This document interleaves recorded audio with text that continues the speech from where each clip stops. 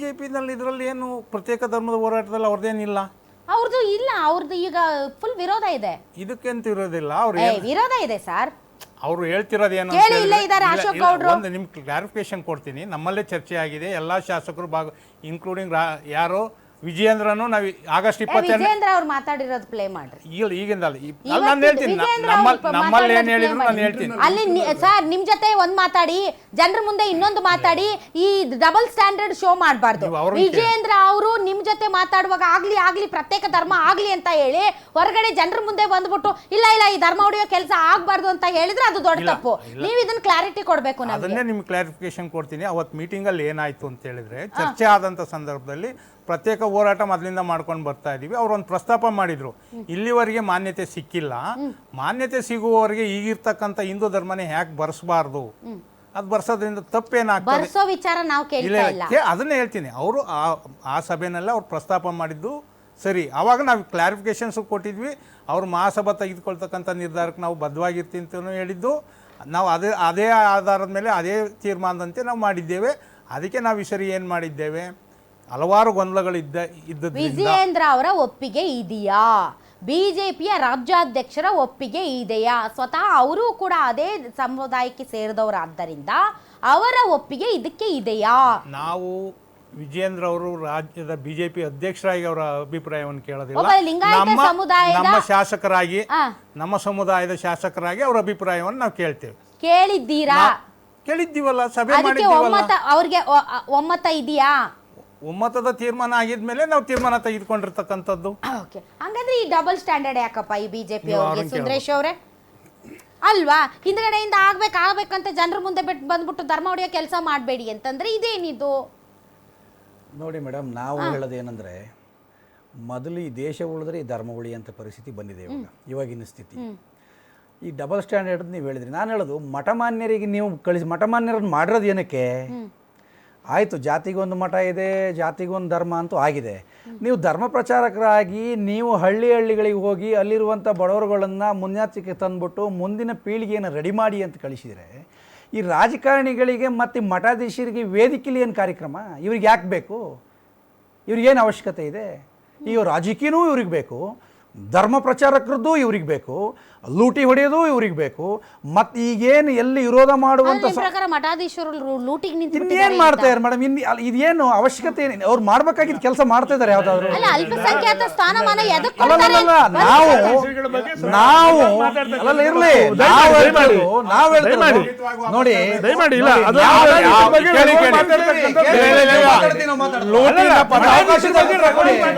ನೀವು ಅವಕಾಶ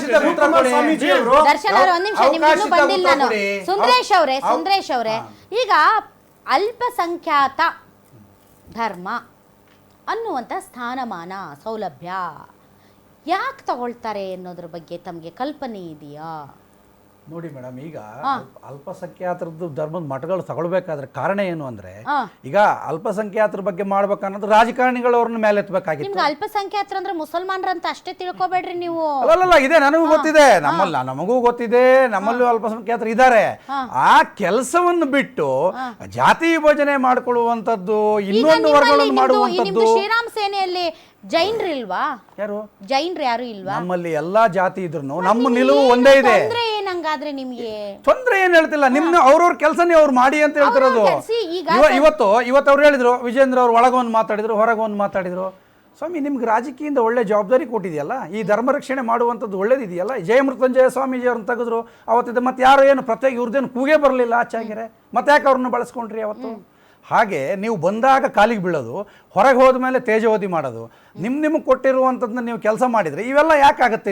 ಇದು ಬರುತ್ತಾ? ಇದು ನಿಮ್ಗೆ ಕೊಟ್ಟಿರುವಂಥ ಜವಾಬ್ದಾರಿ ನೀವು ನಿರ್ವಹಿಸಿಕೊಂಡ್ರೆ, ಸ್ವಾಮೀಜಿಯವರು ತಮಗೆ ಕೊಟ್ಟ, ನಾವು ಶಿವಕುಮಾರ ಸ್ವಾಮೀಜಿ ಇವತ್ತು ನಡೆದಾಡುವ ದೇವರು ಅಂತೀವಿ ನಾವು, ಅವ್ರ ಬಗ್ಗೆ ಯಾರು ಮಾತಾಡೋಕ್ಕಾಗತ್ತಾ?